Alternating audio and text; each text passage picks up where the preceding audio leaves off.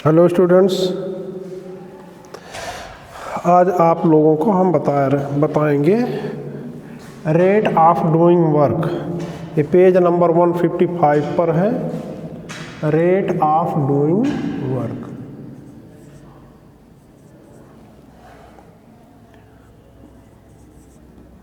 Rate of doing work. Rate of doing work को हम लोग पावर के भी नाम से जानते हैं। ठीक है, यहाँ पर है ब्रैकेट में पावर लिख देंगे।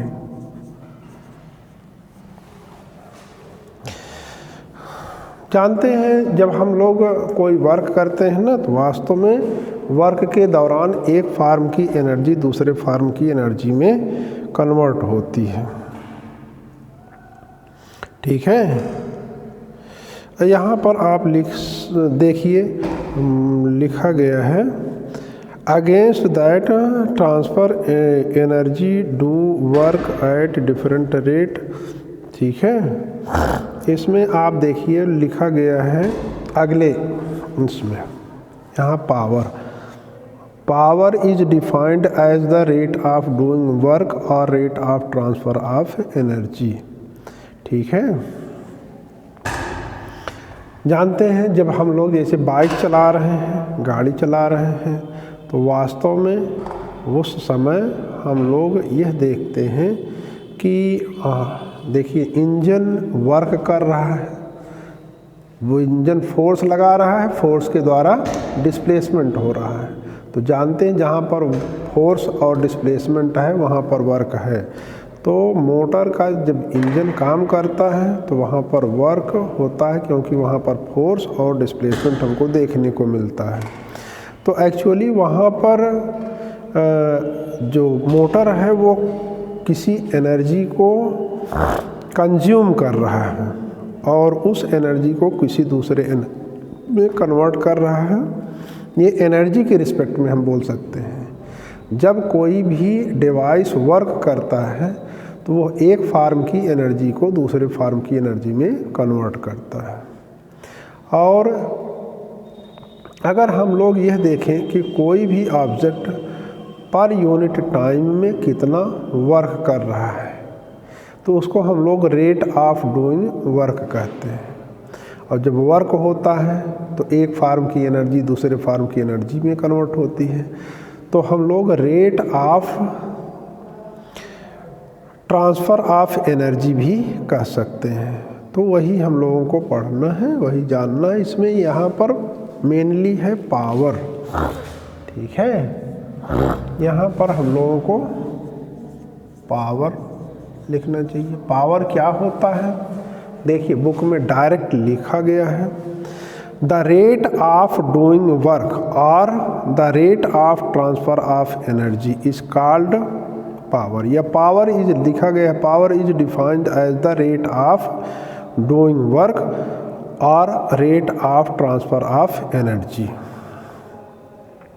ठीक है, अब इसमें हम लोग मान लें इफ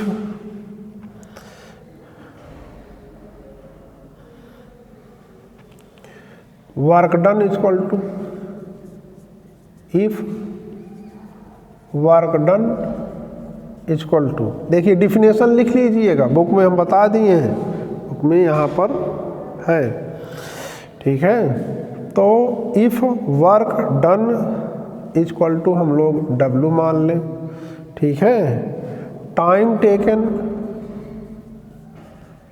टेकन को T मान लें, पावर को P मान लें, तो देन P इक्वल टू होगा W/T। ये फार्मूला होता है पावर को कैलकुलेट करने का। ठीक है, अब लिख सकते हैं इफ ट्रांसफर्ड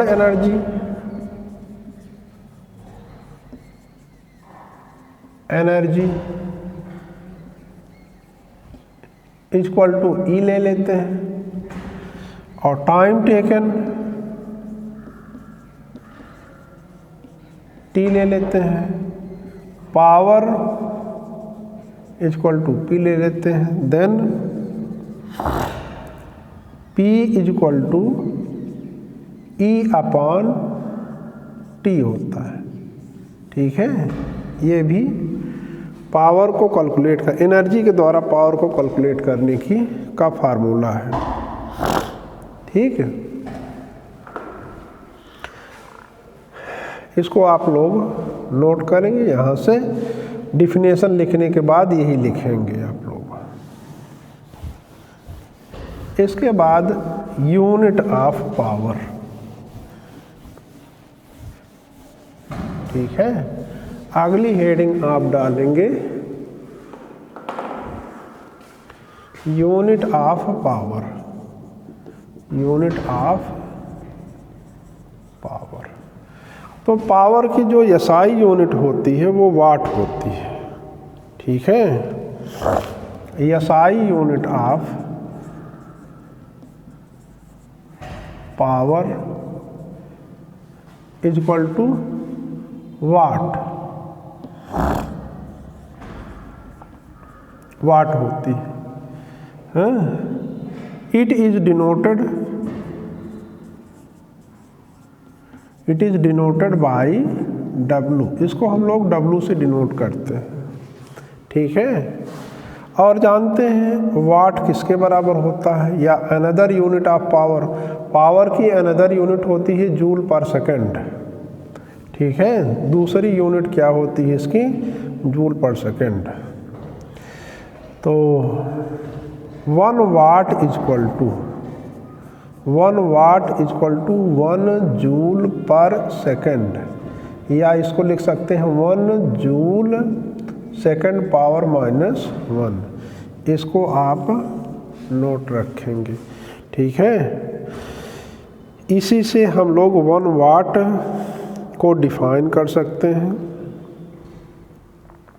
लिखा गया है, देखिए 1 वाट का मतलब होता है कि अगर कोई डिवाइस 1 जूल पर सेकेंड वर्क डन कर रहा है तो उस डिवाइस का पावर 1 वाट माना जाता है। 1 watt is the power of an agent, agent माने device. 1 watt is power of an agent which does work at the rate of 1 joule per second. It is definition of 1 watt. ठीक है, इसके आगे आप definition of 1 वाट लिखेंगे तो 1 वाट की definition यही होगी।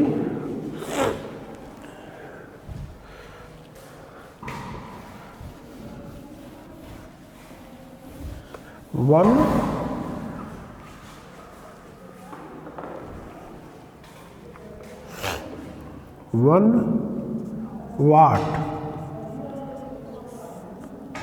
when या एन एजेंट, एजेंट लिखिए ब्रैकेट में डिवाइस लिखिए, an agent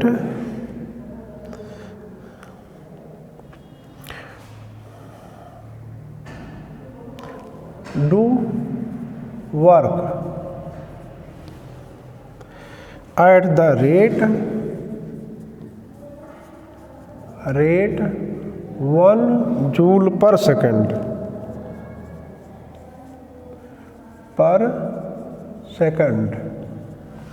then its power is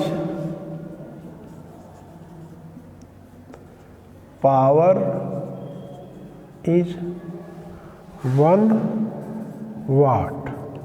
यही 1 वाट की डिफिनेशन है।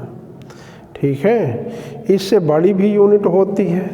ठीक है, किलोवाट होती है, 1 किलोवाट। ठीक है, 1 किलोवाट, इसको हम लोग 1 kW कहते हैं और ये 1000 वाट के बराबर होती है। ठीक है, 1 किलोवाट होती है या 1000 जूल पर सेकंड, यहाँ पर 1000 जूल पर सेकंड लिख सकते हैं।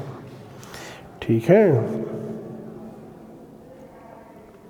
अगर आपको एवरेज पावर निकालना है तो एवरेज पावर का मतलब होता है कि total energy consumed divided by total time taken. ठीक है, देखो आपके यहाँ बुक में we obtain average power by dividing the total energy consumed by total time taken लिखा गया है। तो एवरेज पावर पूछा जाए तो एवरेज पावर में आप लिख दीजिएगा total energy consumed divided by total time taken is called average power. ठीक है, ये एवरेज पावर की डेफिनेशन हो जाएगी। ठीक है, अब इसके बाद आता है commercial unit of energy. Energy की जानते ही एसआई यूनिट होती है, इसकी एसआई यूनिट तो होती है जूल और इसकी कॉमर्शियल यूनिट होती है किलोवाट आवर। ठीक है, तो किलोवाट आवर आपको अगले वीडियो में बता देंगे। यहाँ पर इलेक्ट्रिक पावर आप कंप्लीट कर लीजिए।